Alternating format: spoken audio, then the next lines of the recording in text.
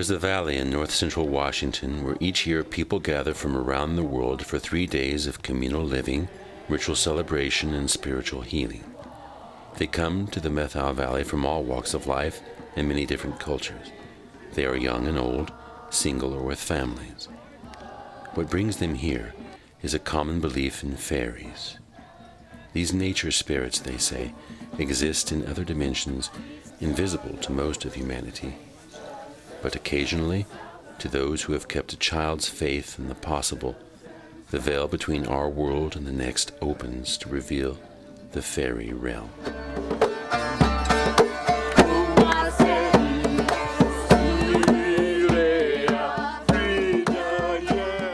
The Fairy and Human Relations Congress, now in its 9th year, was founded and organized by Michael Pilarski, an herb farmer and writer who espouses that throughout history, festivals have met a fundamental human need. The reasons people come to this is that it's hard to find many like-minded people usually in a local community. Many people here feel isolated in their daily lives in regard to their belief in fairies. So when you get 200 or 250 people all together in one place that really accept this and are exploring this, then there's a great sense of solidarity and support and inspiration. So people really love to come here because they can't get this anywhere else. Right when I show up, I feel like an embrace from the land. We're here in this valley and we're surrounded by these hills, and they just feel so loving and welcoming, and it's like big arms reaching out to hold us.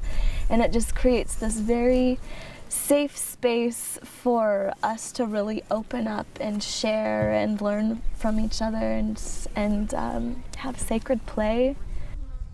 There are other fairy festivals in the United States that focus on costuming and merriment, but according to Pilarski, none of them have the strong educational component of the Fairy Congress, where workshops are led by telepaths, herbalists, and spiritual healers like Colby Wilk. Okay. Put your back in your body. Take your attention off your front and put it on your back. Good. I'm interested in you having a profound experience of being alive, and that means moving what keeps you stuck. And most people who come to see me are pretty smart. They've been trying to solve their problems for quite some time, and they've talked to other people who are pretty smart. And if they could have solved their problems, they would have already.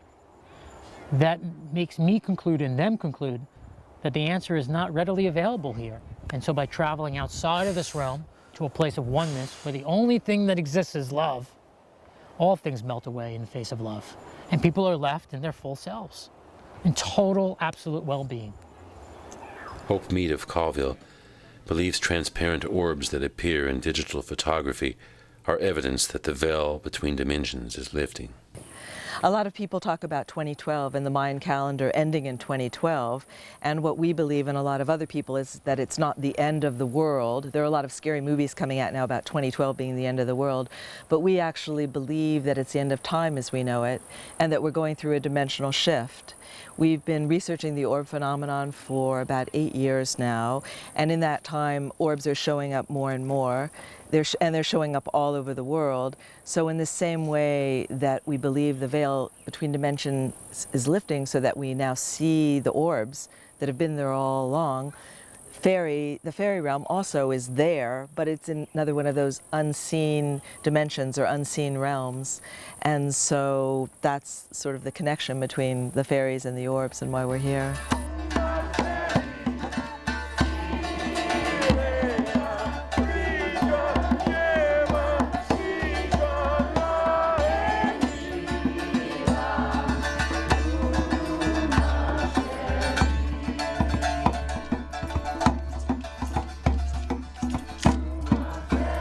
If fairy spirits do exist, here in a place called Scalitude is where you would expect to find them.